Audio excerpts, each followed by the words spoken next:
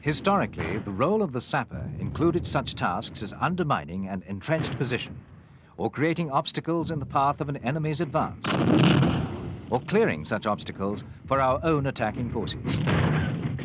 These were all engineer tasks which had to be carried out slowly and methodically, usually in static battle situations. The advent of the tank during the course of the First World War threatened to change the standard battle scenario, but the changes proved short-lived.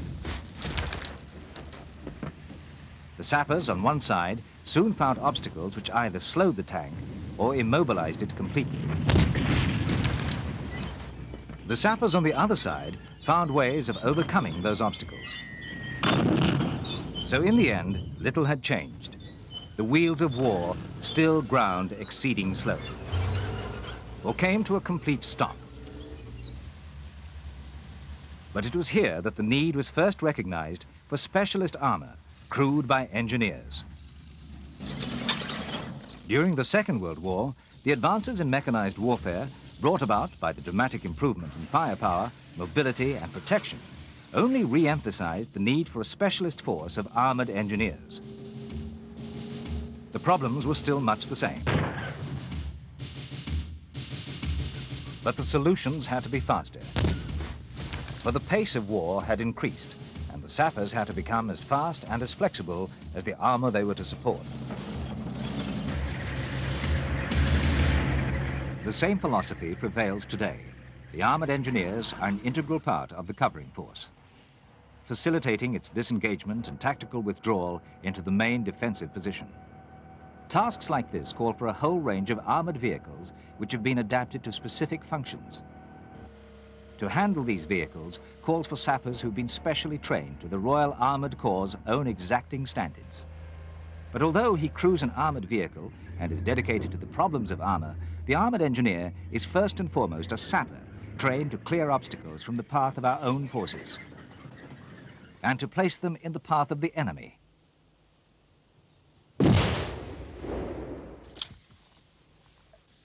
In withdrawal, his tasks include route denial.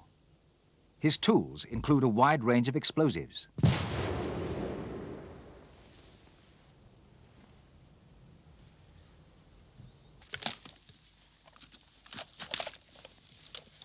One on the track. Yours in the spill. Like any other sapper, the armoured engineer has a variety of devices at his fingertips, from the rapid cratering kit to a formidable array of mines, both anti-personnel and anti-tank.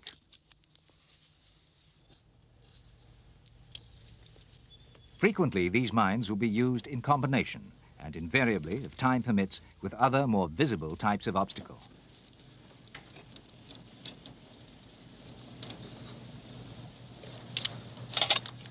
The object is to deny certain designated routes to the enemy and to channel his advance into areas of our own choosing.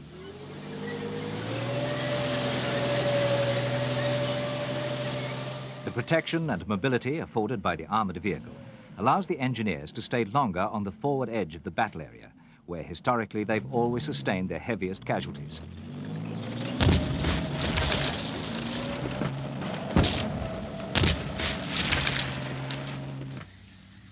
This protection and mobility, together with its 165mm demolition gun, makes the Avri an ideal emergency firing means and a reserve demolition.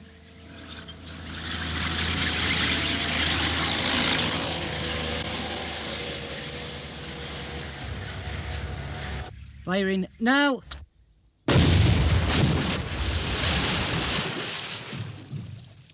"80% success, sir. I'll get the Avri to finish it. Hello, Bravo 4-3 Alpha. This is Bravo 4-1 Bravo. Engage target now."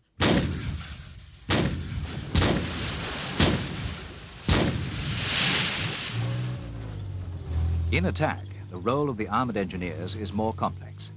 Ideally, each battle group is supported by a troop of Avris and AVLBs. The Armoured Vehicle Royal Engineers, or Avri, is a Centurion variant, equipped to carry out sapper tasks. Similarly, the Armoured Vehicle Launcher Bridge, or AVLB, is a chieftain tank adapted to carry and launch bridges. But the troop will, if necessary, be reinforced by combat engineer tractors from its parent Armoured Engineer Squadron, together with any other equipment the squadron commander considers necessary for the immediate task. Delta 1-1, you are to support address group Kilo Hotel Juliet. Likely tasks: 4 Sierra, Kilo Alpha, Mike November... The squadron commander will arrange for the resupply of bridges, calling them forward on transporters, to be met by the troop, or to be dumped at pre-selected points and picked up by the troop, as and when necessary. Similarly with the Class 60 trackway, with the fascines and with the other equipment. These are usually loaded onto trailers, which are normally towed behind the Avries, but which can, on occasion, be dropped at convenient forward pickup points. Delta 1-1, replenishment in your new harbour area at 13:30 hours. Recce may begin now, but not forward of line Kilo. As in any military operation, reconnaissance is critical.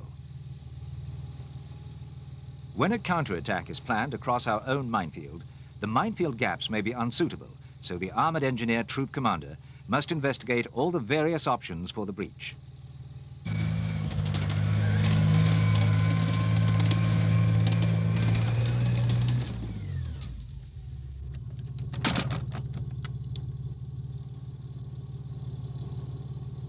Crossing a river also needs accurate intelligence. The strength of the current, the width of the gap, the state of the ground, all can affect the choice of suitable sites.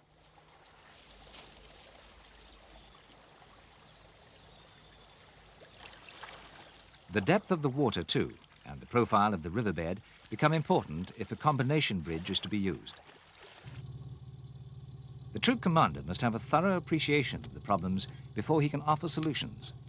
Mission: to establish a bridgehead over the River Ilmer. And the battle group commander must know what his options are before he can prepare his plan. Execution, general outline, 5 phases.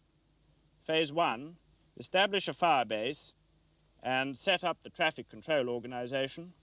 Phase 2, breach the minefield in 2 places. Phase 3, establish a fire base overlooking the River Ilmer. Phase 4, lay 2 bridges over the river. Phase 5, establish a bridgehead across the River Ilmer. For the armoured engineers, Phase 1 is a waiting phase. Their specialist armour is unlikely to be put at risk as part of the defensive plan. They will remain in a harbour area and make their final preparations for the counterattack. But before that can happen, the enemy's advance must first be contained.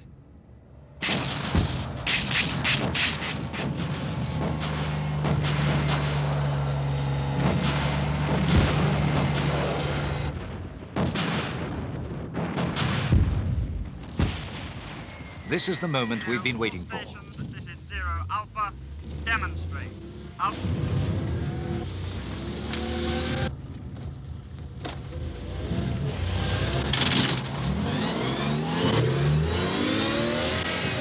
When the battle group move forward, the armoured engineers go with them.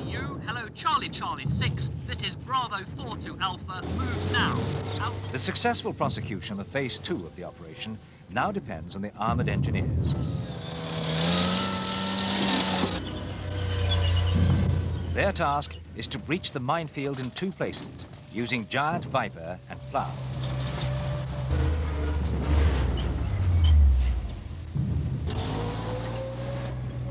Giant Viper consists of 1.5 tons of explosive, packed into a hose and projected across a minefield by a cluster of 8 rockets.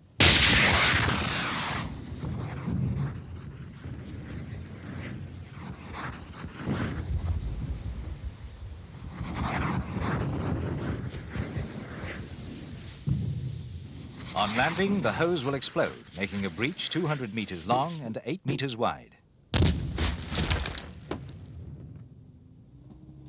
But the explosion is likely to attract some response from the enemy.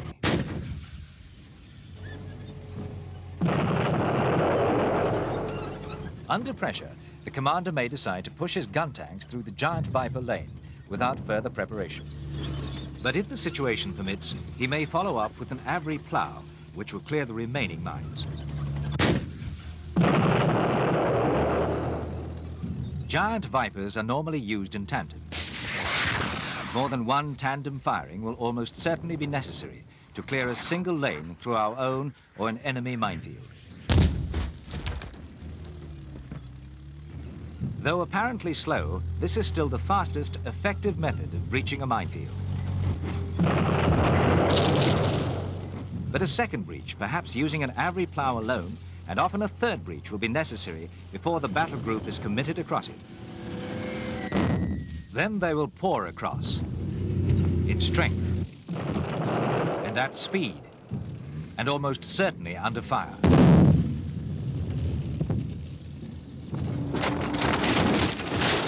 Once across the minefield, the battle group will go on to complete phase 3 of the operation, the establishment of a fire base overlooking the River Ilmer.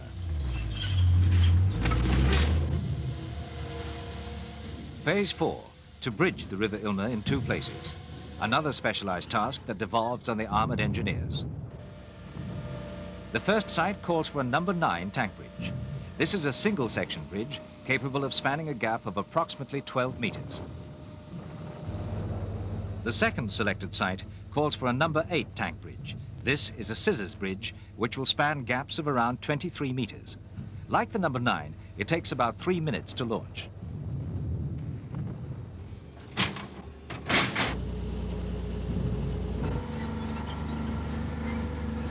With both bridges, it's the AVLB which is first over, proving the crossing for the armor which is to follow. Next is an Avery, mounted with Class 60 trackway. This is laid to protect the approaches and exits to the bridges.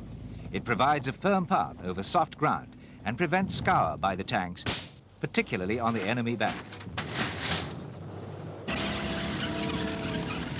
A further threat may come from the continuous passage of heavy armor across the bridge. In time, this may weaken the banks and cause them to crumble and collapse. That's one reason why the sappers hold bridging in reserve. Another, more important reason is that bridges make inviting targets.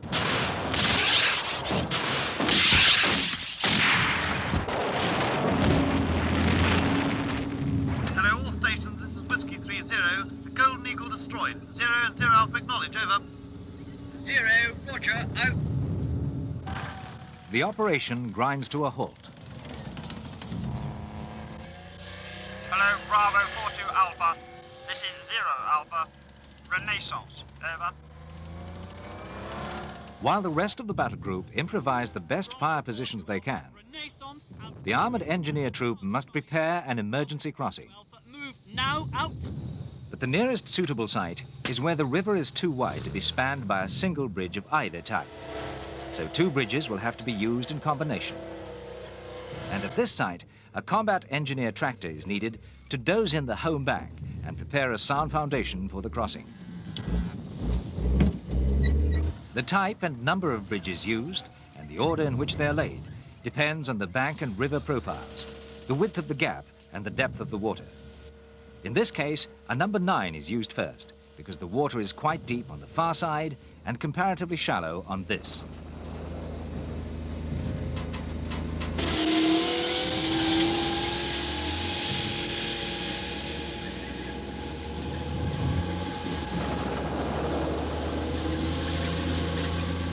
Now the second AVLB can use the first bridge as a ramp from which to launch the second.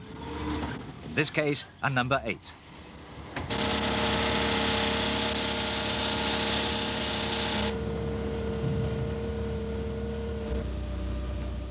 It may not be the most elegant of bridges, but it serves its purpose. And that, in the circumstances, is all that matters. Hello, all stations, this is 0 Alpha. Move now, out.